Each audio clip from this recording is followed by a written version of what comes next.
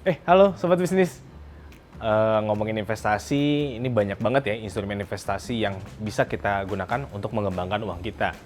Dari berbagai jenis investasi, ada beberapa yang bisa jadi pilihan kalian seperti obligasi, pasar emas, dan juga trading forex. Nah, untuk obligasi di tahun 2021 ini mengalami kenaikan outstanding. Sementara pasar emas kini tengah mengalami perubahan. Perubahannya itu adalah pengembangan ke pasar emas fisik digital. Keuntungan emas fisik digital adalah potensi return yang diterima oleh investor. Sementara instrumen lain adalah trading forex.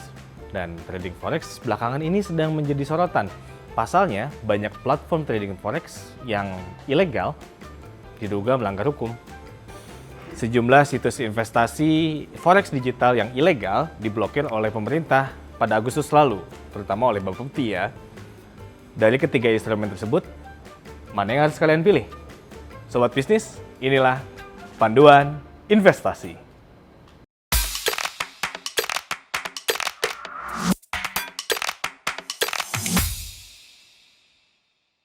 Ada 3 instrumen investasi yang bisa menjadi pilihan, diantaranya obligasi, emas, dan juga forex. Obligasi mengalami peningkatan nih sampai 2021. Nah, apa aja sih yang membuat obligasi itu menjadi pengembang?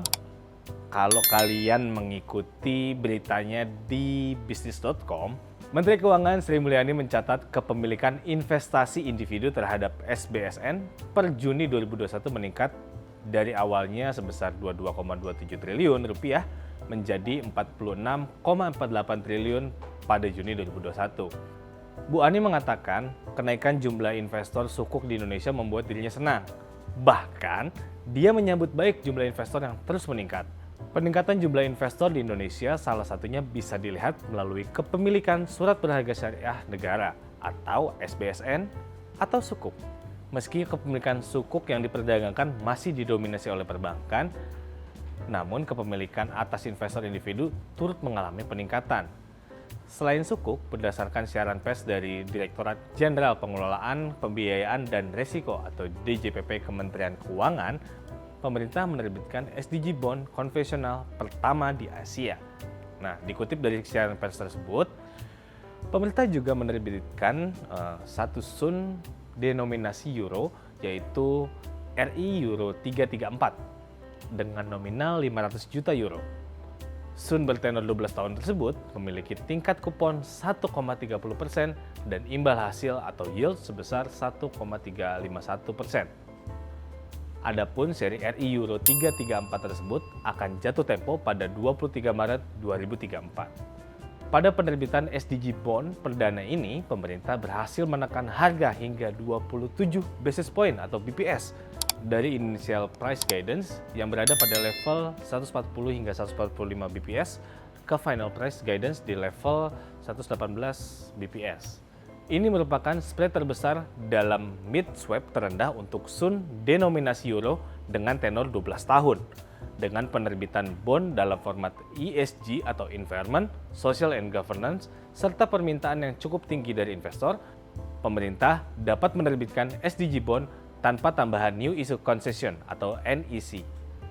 Nah, dalam rangka penerbitan SDG Bond ini, pemerintah Indonesia telah menyusun SDGs Government Securities Framework atau SDGs Framework dan telah mendapatkan second party opinion dari Cicero atau IISD. Framework baru tersebut merupakan pengembangan dari Green Bond dan Green Sukuk Framework yang diterbitkan pada tahun 2018. Berdasarkan laporan Bloomberg, Indonesia telah menggelontorkan miliaran dolar Amerika Serikat untuk memulihkan perekonomiannya dari pandemi COVID-19. Berdasarkan sumber dari Bloomberg, hasil penawaran global bond ini dapat membantu pemerintah melakukan pembelian kembali atau buyback obligasi dolar Amerika Serikat yang jatuh tempo pada tahun 2022 dan 2026 senilai 1,25 miliar dolar Amerika Serikat. Di sisi lain, minat investor terhadap obligasi global euro yang diterbitkan pemerintah Indonesia dinilai akan tinggi, seiring dengan tingkat likuiditas global yang melimpah. Itu ulasan singkat tentang pasar obligasi. Kalau pasar emas seperti apa? Apa prospeknya bagus dengan adanya emas fisik digital? Sejumlah regulasi yang telah ditetapkan serta potensi return jangka panjang yang optimal menjadi faktor yang membuat investasi pada aset emas fisik digital patut menjadi pilihan. Gimana tuh caranya? Salah satunya adalah pengembangan fasilitas-fasilitas pendukung yang menjadi kunci utama prospek investasi pada aset emas fisik digital di masa depan. Division Manager PT Royal Trust Future Suluh Adil Wicaksono mengatakan, investasi pada aset emas fisik digital bukanlah hal yang baru. Aset ini sudah ada di Indonesia sejak beberapa waktu yang lalu. Nah, kata-kata dia, memang baru belakangan ini popularitasnya naik. Harga emas fisik yang sepanjang tahun lalu naik juga berdampak kepada emas digital yang underlying asetnya adalah emas fisik. Katanya saat dihubungi oleh bisnis. Nah, minat masyarakat untuk berinvestasi pada emas digital saat ini juga cukup baik. Hal ini salah satunya didukung oleh sejumlah regulasi dari pemerintah yang memberikan rasa aman kepada investor untuk menaruh dananya pada aset ini. Keuntungan lain emas fisik digital adalah potensi return yang akan didapatkan oleh investor. Kalau forex gimana nih? Karena banyak yang ikutan tapi nggak tahu apa itu forex. Akhirnya banyak yang terjebak. Bahkan kalau sobat bisnis ikuti perkembangan beritanya, Kementerian Perdagangan melalui Bapepti atau Badan Pengawas Perdagangan Berjangka Komoditi memblokir 82 domain situs web entitas di bidang perdagangan berjangka komoditi atau PBK tanpa memiliki perizinan dari Bapepti selama Juli 2021. Jika Anda ingin memulai perdagangan forex sebagai seorang pemula, ada beberapa tips yang harus Anda lakukan. 1. Edukasi diri sendiri. Cari tahu sebanyak-banyaknya soal forex sebelum Anda terjun ke dalamnya. Dan yang kedua adalah membuat rencana perdagangan adalah komponen penting dari forex yang sukses. Buatlah yang terorganisir berdasarkan analisis pasar dan pandangan Anda. Buatlah yang terorganisir berdasarkan analisis pasar dan pandangan Anda sambil mempertimbangkan manajemen risiko dan psikologi pribadi.